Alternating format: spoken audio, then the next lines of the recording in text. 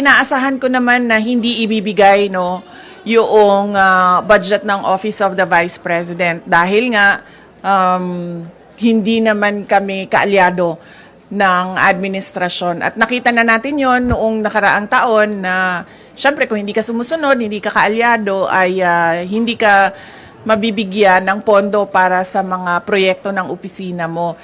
Kaya nagdesisyon ako na kung ano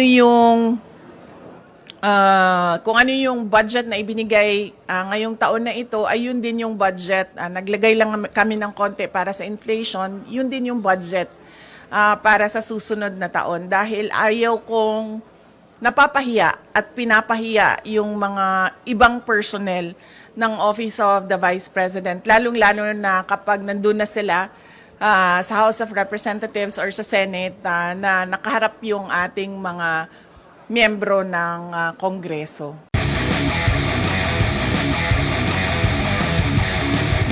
Ang pasidungog ay yearly tradition namin sa Office of the Vice President. Nagsimula noong 2023. Dito nagbibigay kami ng report kung ano yung mga accomplishments ng Office of the Vice President para sa isang taon. At dito pinapasalamatan namin ang mga partners namin galing sa government and sa private sector, kasama na ang mga CSOs at non-government organizations, dahil hindi namin magagawa lahat ng mga trabaho at kailangan namin gawin para sa serbisyo sa ating mga kababayan kung wala yung mga partners namin. Sorry. VP, in relation to this, ma'am, despite the significant budget cut which affected some of our programs, including the medical assistance program, marami po sa ating mga partners, ma'am, including the healthcare providers, ang nasasabing they are willing to partner again with OVP if given the chance. Ano po yung tugon natin dito, ma'am, na marami po ang willing na tumulong at handang maging kaagapay ng OVP sa pagbibigay po ng serbisyo sa mga Pilipino? Nagpapasalamat kami sa kanila, sa ating mga healthcare institutions, sa kanilang partnership sa Office of the Vice President, and sa kanilang recognition sa kahalagahan noong serbisyo na naibibigay natin sa mga underserved communities natin, hindi lang dito sa Mindanao, kundi sa buong Pilipinas. Nakakalungkot lang dahil wala na kasi kaming medical and burial assistance. Ito ay tinanggal. Hindi namin siya malagyan ng budget dahil tinanggal talaga yung line item sa Office of the Vice President nung lumabas yung budget ng Office of the Vice President sa General Appropriations Act. Kaya matitigil yung medical and burial assistance, pero masaya kami dahil nandyan pa rin yung mga healthcare institutions na handa makipag-partnership sa mga susunod na taon kung magkakaroon tayo ng budget. Last po, ma'am. VP, with our strong partnership with various sectors, ano po yung maaasahan ng ating mga kababayan mula po sa tanggapan ng pangalawang Pangulo in the next coming years, especially katuna sa mga GIDA area, ma'am? Oo. Patuloy pa rin ang mga proyekto at programa ng Office of the Vice President. Nawala lang yung medical and burial assistance at nawala yung feeding program natin, ang Pansarap feeding program natin, dahil hindi na talaga namin ma-stretch yung budget na inilaan para sa Office of the Vice President. Pero lahat ng ibang pang mga budget, lahat ng iba pang mga proyekto, kung nakikita nyo, ay tutuloy pa rin sila.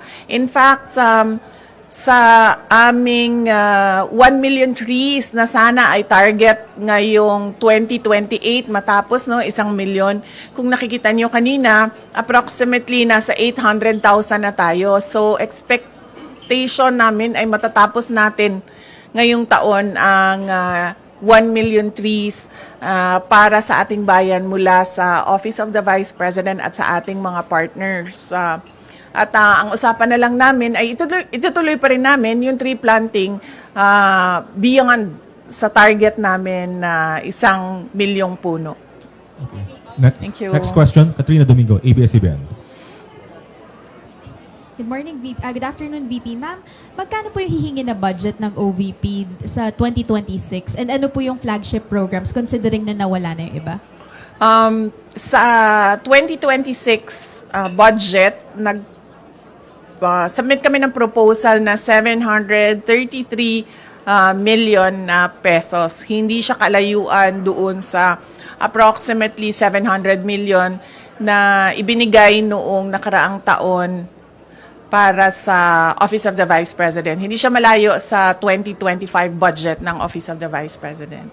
Ma'am, follow-up, bakit po hindi kayo nag-propose ng mas mataas na budget? Bakit po virtually retained na lang? Dahil inaasahan ko naman na hindi ibibigay yung budget ng Office of the Vice President dahil nga hindi naman kami kaalyado ng administrasyon. At nakita na natin yon noong nakaraang taon na syempre kung hindi ka sumusunod, hindi ka kaalyado, ay hindi ka mabibigyan ng pondo para sa mga proyekto ng opisina mo. Kaya nagdesisyon ako na kung ano yung budget na ibinigay ngayong taon na ito, ay yun din yung budget. Naglagay lang kami ng konti para sa inflation, yun din yung budget para sa susunod na taon. Dahil ayaw kong napapahiya at pinapahiya yung mga ibang personnel ng Office of the Vice President, lalong-lalo na kapag nandun na sila sa House of Representatives or sa Senate na nakaharap yung ating mga miyembro ng Kongreso. Last follow-up on this topic lang. Ma'am, haharap pa rin po ba kayo sa budget panel given na hindi naman po kayo nang hihingi ng additional funds for next year? Ang Office of the Vice President, oo. Kayo, ma'am, Kami, personally. ako hindi pa kasi hindi naman namin alam kung kailan yung schedule.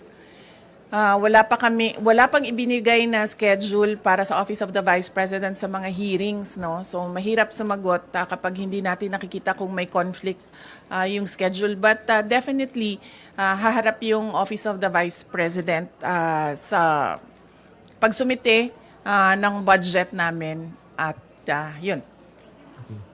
Next question, Arjun Relator, GMA News. Mine Buntag, VP. Ma'am, with a slim margin, ma'am, with the proposed ninyo na 2026 budget with 2025, meaning po ba na retained lahat yung mga programs and project na ipapatupad next year? At paano po yung nangyari dun sa mga partners natin, dun sa mga slashed or reduced programs with 2025, ma'am? Oo, yung mga partners natin sa MAB at sa Pansarap ay nabigyan na sila ng abiso, no, na wala na budget yung medical and burial assistance at wala na rin yung budget ang Pansarap.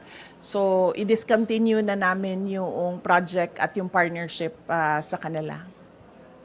Follow up. So, expected, ma'am, na for next year, the same projects pa rin yung ipapatupad ng OVP. Wala nang may dadagdag po. Yes, oo. Wala kaming madagdag na projects for 2026. Tutuloy pa rin lahat nung nakita nyo, maliban lang sa Pansarap tsaka sa medical and burial assistance. Thank you, ma'am. Any other questions on this matter?